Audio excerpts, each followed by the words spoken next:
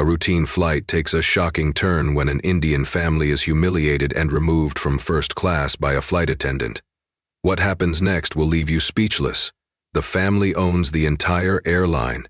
Stay tuned for a story of prejudice, power, and a lesson that will change everything. What happens when prejudice meets power?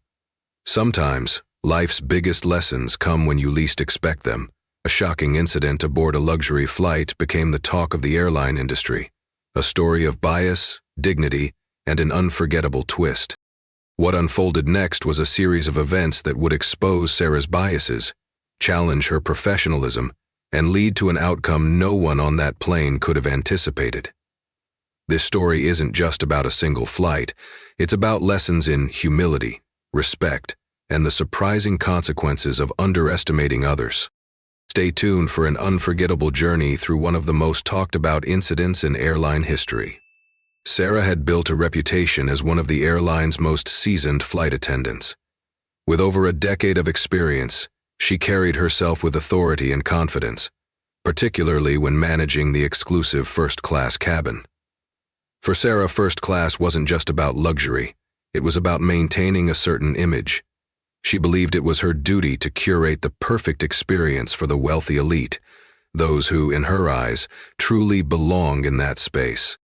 Her day began like any other. Flight 232 from New York to London was a routine trip for her, and she prepared the first-class cabin meticulously. Everything had to be perfect, from the crisp linens on the seats to the perfectly chilled champagne waiting for the passengers. One by one, the first-class travelers began to board. Sarah watched them file in, their designer luggage and tailored suits reinforcing her assumptions about who fit in first class. Then came the Kapoor family. Mr. Kapoor, dressed in a neatly pressed blazer over a casual shirt, walked confidently alongside his wife, who wore an elegant but simple sari. Their two children, polite and well-behaved, held their parents' hands. Despite their composed and refined appearance, something about them didn't align with Sarah's expectations.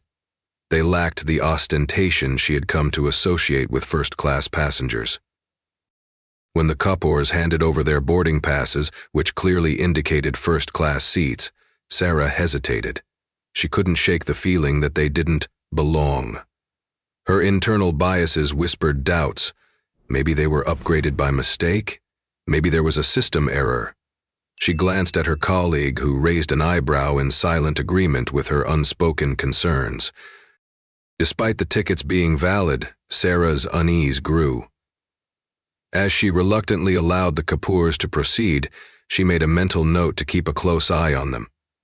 Doubts lingered in her mind, fueled by years of subtle biases and assumptions about who deserved the privileges of first-class travel. Little did Sarah know that this ordinary boarding interaction would set the stage for a lesson she'd never forget. A lesson in humility, respect, and the dangers of underestimating others. As the Kapoor family settled into their first-class seats, Sarah's unease persisted. Despite their valid tickets, she couldn't shake the nagging suspicion that they didn't belong. Her internal biases, rooted in years of assumptions about wealth and status, fueled her doubts. From her perspective, the understated elegance of the Kapoors was somehow out of place in the world of extravagant designer attire and flashy confidence she associated with first-class travelers. Determined to confirm her suspicions, Sarah approached the Kapoors again under the guise of a system check. She offered a professional but cold smile. "I'm sorry, but there seems to be an issue with your seating arrangement. I'll need to verify your tickets again." Mr. Kapoor handed her the tickets with his usual calm demeanor, though his brow furrowed slightly. "Of course. Please take your time," he said evenly, his tone polite but firm. Sarah lingered longer than necessary, pretending to inspect their boarding passes. In reality, she was stalling, searching for any justification to confirm her doubts. Finding none, she returned to the family with an air of forced politeness. But Sarah wasn't done. A few minutes later, she returned with an apology, wrapped in feigned sympathy. "There's been a system error with your seats," she announced. "Unfortunately, we'll need to reassign you to seats in economy for this flight." Mrs. Kapoor's calm expression faltered briefly as she glanced at her husband, but Mr. Kapoor remained composed. "We understand," he said softly, taking the new boarding passes without protest. The family gathered their belongings and quietly made their way to the economy section, their dignity intact despite the clear injustice. Their reassignment drew the attention of other passengers. In first class, Mr. Taylor, a sharply dressed businessman, observed the interaction with growing unease. His curiosity was piqued, and he began taking mental notes of Sarah's behavior. Once in economy, the subtle mistreatment continued. During food service, Sarah deliberately delayed serving the Kapoors. Their children, visibly hungry, watched as meal trays were passed to other passengers. When Mrs. Kapoor finally received their meals, she offered a polite "thank you," to which Sarah responded with a curt nod, avoiding eye contact. The final slight came during the beverage service. Sarah skipped their row entirely, and it wasn't until Mrs. Kapoor pressed the call button that Sarah reluctantly approached. "Yes?" Sarah asked, her tone clipped. "My children are thirsty. Could we please have some water?" Mrs. Kapoor asked, her voice calm but firm. "We'll get to you when we can," Sarah replied sharply before walking away. The younger Kapoor child's eyes filled with tears as Mrs. Kapoor hugged her tightly and whispered words of reassurance. Other passengers in economy began to notice the mistreatment. A young mother seated nearby whispered to her partner, "Why are they being treated like this? They're so polite, but it's like the crew is ignoring them on purpose." Her partner shrugged uncomfortably, avoiding confrontation. "Maybe they just want us to think they're wild," stated the newcomer. She suddenly became extremely pissed. She said, Back in first class, Mr. Taylor's unease deepened. He discreetly typed a note on his phone, his expression growing more serious. Unlike other passengers, he recognized the Kapoors immediately. He had met Mr. Kapoor at a corporate event and knew the truth about their identity. They were majority shareholders of the airline. The quiet resilience of the Kapoors stood in stark contrast to Sarah's actions. While they remained composed and polite, their treatment reflected deeper issues of bias and prejudice that went beyond this single flight. Unbeknownst to Sarah, her actions had set in motion a chain of events that would soon lead to a reckoning she never anticipated. The Kapoors' silence wasn't born of weakness. It was the calm before the storm. And as whispers of their treatment spread among passengers, the tension in the cabin began to rise. The Kapoors began to ridicule her, making landmark public statements regarding the temperature, sleeping clothes, and showers. As the flight progressed, Mr. Taylor's discomfort grew. Finally, he flagged down a junior flight attendant, Ryan, and spoke in a hushed tone. "Do you know who that family in economy is?" he asked, pointing subtly toward the Kapoors. Ryan shook his head, puzzled. "No, sir." "Should I check?" Taylor leaned closer, his tone grave. "You don't need to check. That's the Kapoor family. They own this airline. They're the majority shareholders." Ryan's eyes widened in shock. "Are you sure?" he whispered. "Absolutely. I've met Mr. Kapoor at corporate events. I'd recognize him anywhere," Taylor confirmed. "They're doing a covert evaluation, and I just watched them get treated like they don't belong." Ryan, visibly shaken, rushed to the galley and informed Sarah. She froze, the glass in her hand slipping slightly. "That can't be true," she stammered, her voice trembling. "It is," Ryan insisted. "Mr. Taylor confirmed it." Panic gripped Sarah as she replayed every dismissive glance, every curt remark, and the seating reassignment. She rushed to the cockpit and confronted the captain. "Is it true? Are the Kapoors the airline's owners?" The captain nodded gravely. "Yes, Sarah. They informed us before the flight that this was an undercover evaluation." Sarah's confidence crumbled. She realized the gravity of her actions and knew she had made a disastrous mistake. Desperate to fix the situation, she approached the Kapoors in economy. Kneeling beside their seats, Sarah forced a strained smile. "I want to sincerely apologize for the misunderstanding earlier," she said. "We'd like to move you back to first class." Mr. Kapoor looked up from his book, his expression calm but firm. "Thank you," he replied, "but we are fine where we are. Let's finish the flight without further disturbance." His composed rejection left Sarah speechless. As she retreated to the galley, whispers spread among passengers, and Sarah's dread deepened. She had underestimated the Kapoors, and the consequences of her actions were now inevitable. When the flight touched down smoothly and taxied to the gate, Sarah's relief at the journey's end was short-lived. A member of the ground staff approached her, delivering a terse message. "The airline executives are requesting your presence in the VIP lounge. The Kapoor family will also be there." Sarah's heart sank. She nodded stiffly, gathered her composure, and began the long walk through the terminal. Each step felt heavier than the last as she replayed her actions throughout the flight. By the time she reached the VIP lounge, the polished doors and serene atmosphere only heightened her dread. Inside, the Kapoor family sat calmly in plush chairs. Mr. Kapoor sipped water, his posture as composed as ever, while Mrs. Kapoor sat beside him, gently reassuring their children.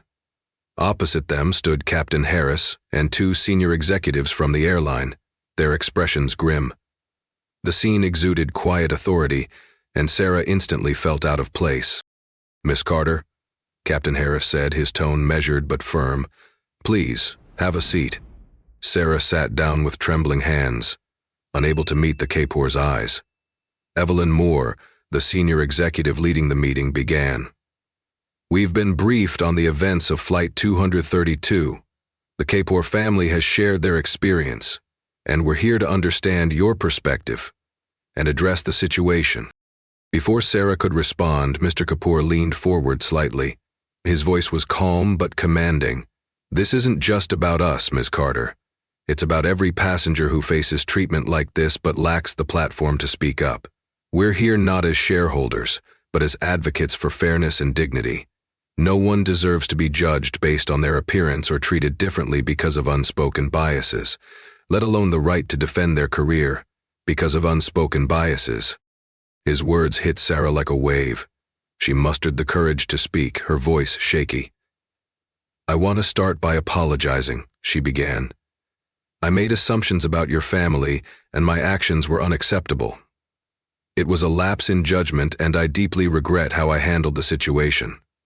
I expected you to accept my offer, and perhaps in the light of reflection, we should have considered each other more respectful.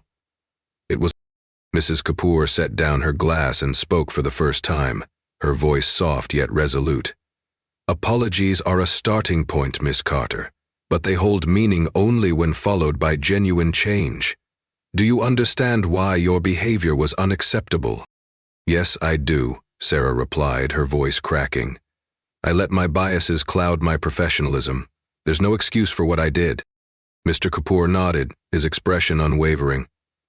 "We don't expect perfection, Ms. Carter, but we do expect awareness, respect, and accountability.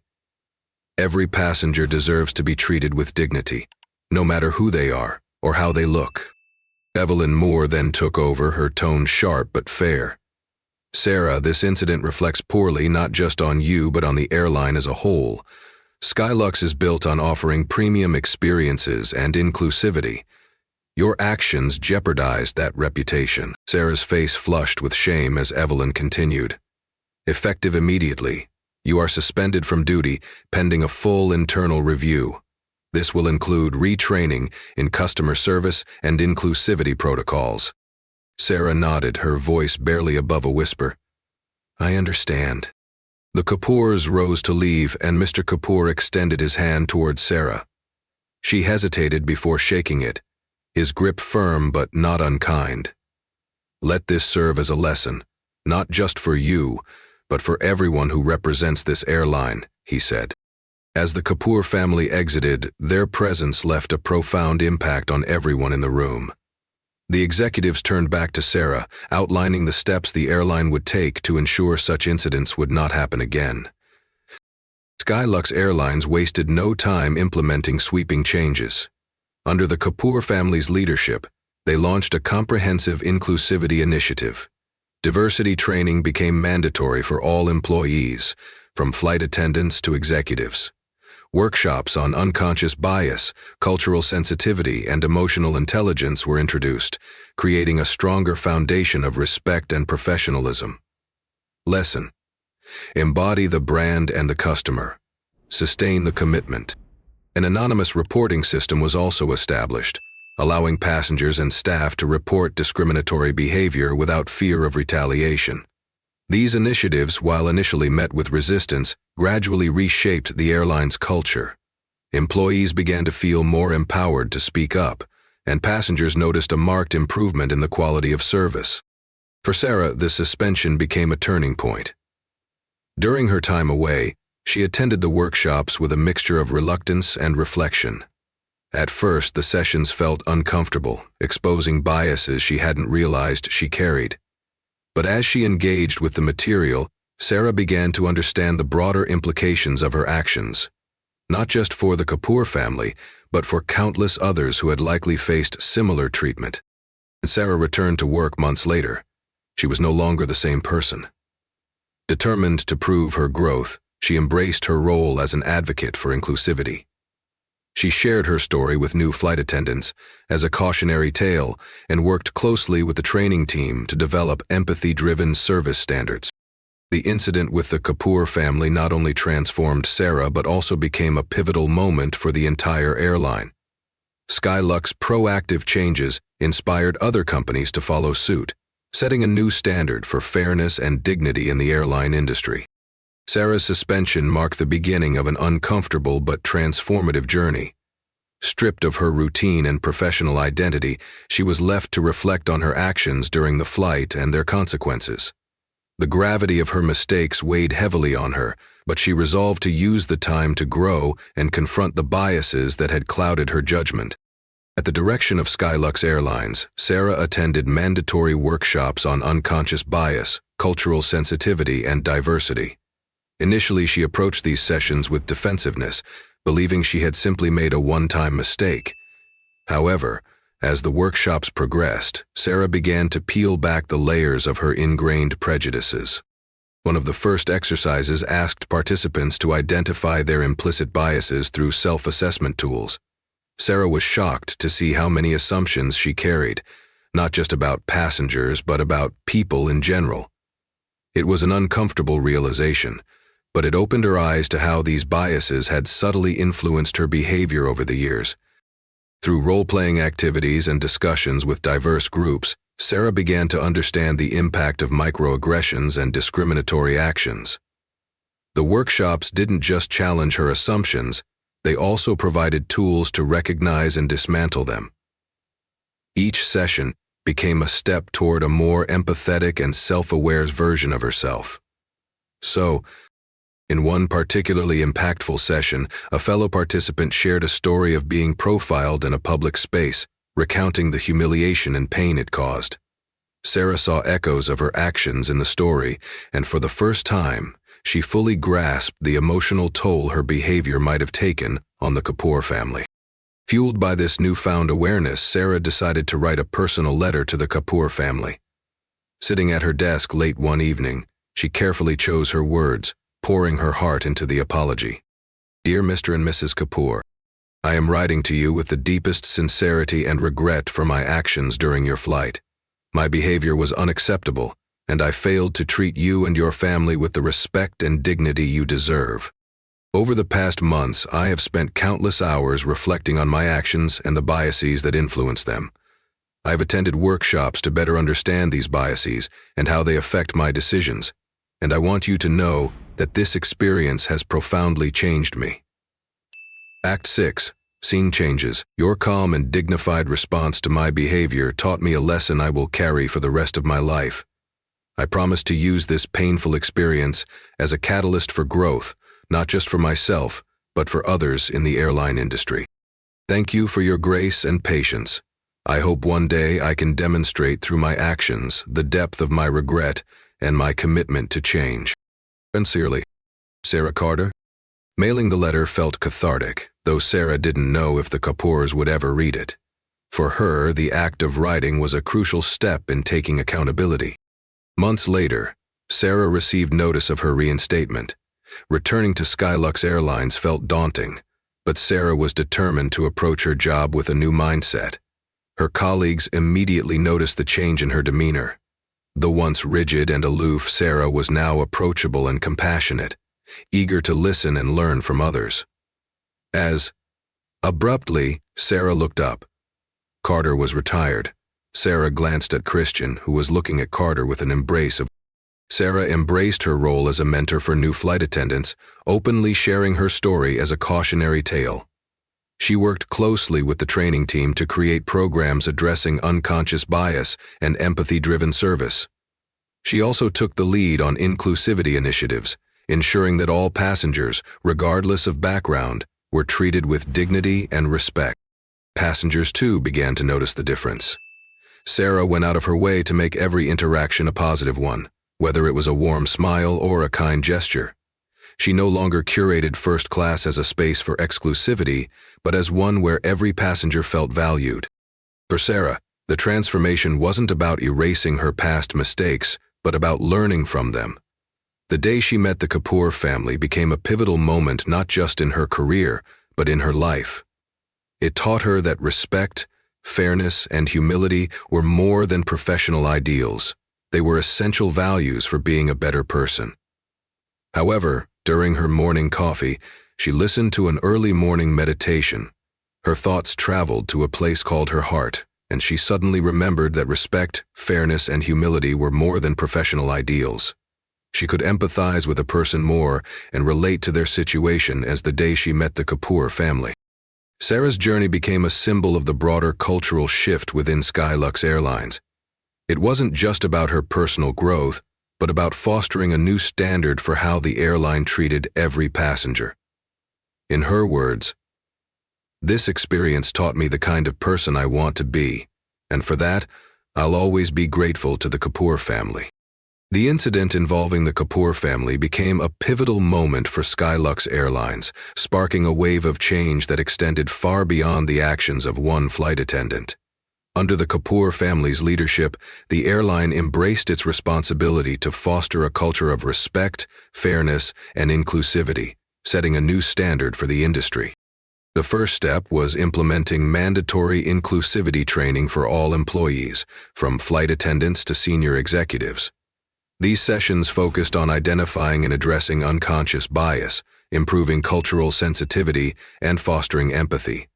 The training was designed to not only improve customer service, but also to create a more supportive work environment for employees. Initially met with skepticism by some, the program quickly gained traction as its benefits became evident. Beyond the workshops, Skylux also introduced enhanced service standards to ensure that all passengers, regardless of their background, were treated with dignity.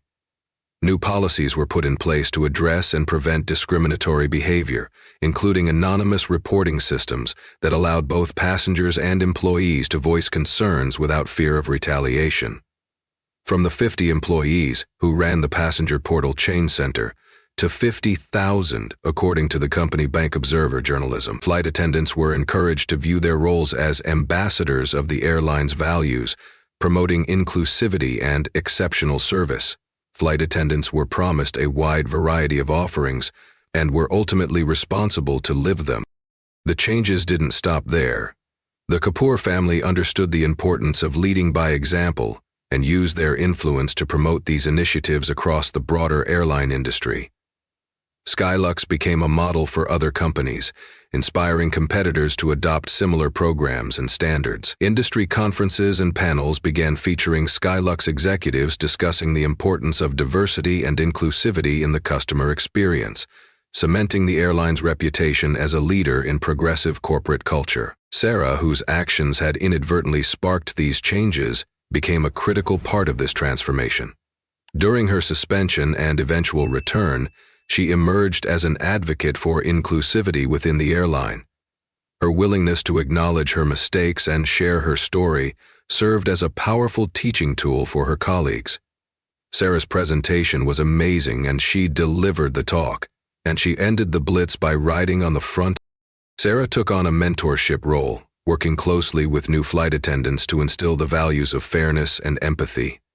She also collaborated with the training team to develop real-world scenarios for workshops, ensuring that future employees understood the impact of their actions on passengers. Her personal journey resonated deeply with her peers, showing that growth and accountability were possible, even after a significant misstep. Passengers also began to notice the cultural shift within Skylux Airlines. Complaints about bias or unfair treatment declined, and surveys showed an increase in customer satisfaction.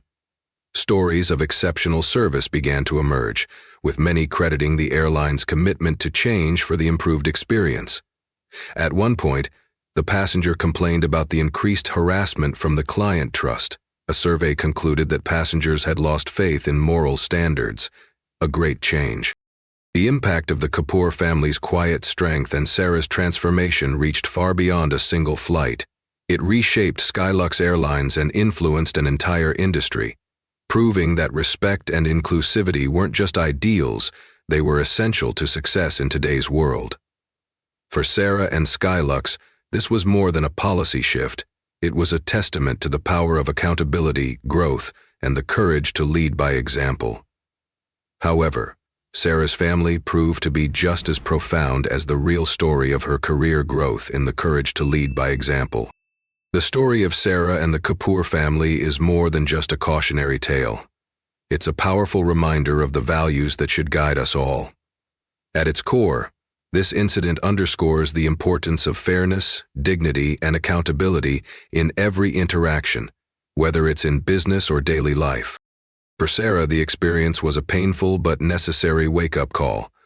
Through humility and self-awarenesses, she confronted her biases, took responsibility for her actions, and emerged as a better individual. Her journey shows that transformation is possible even after significant mistakes, as long as there's a willingness to learn and grow. Sarah Crew. As best we can tell, by the time we landed in Boston, Sarah had her shit together. On a broader scale, the changes within Skylux Airlines, driven by the Kapoor family's leadership, highlight the power of systemic change. By prioritizing inclusivity and respect, they didn't just reshape their airline. They set a precedent for an entire industry. Their efforts remind us that progress often starts with uncomfortable conversations and courageous actions. But the true takeaway from this story lies in the Kapoor's calm strength and quiet dignity. They chose to handle prejudice not with anger, but with grace, turning a moment of injustice into an opportunity for meaningful change. Their example serves as a testament to the profound impact that fairness and respect can have, even in the face of adversity. This isn't just a story about an airline. It's a story about the power of respect and the courage to change. It's a reminder that every action, no matter how small, can leave a lasting impact.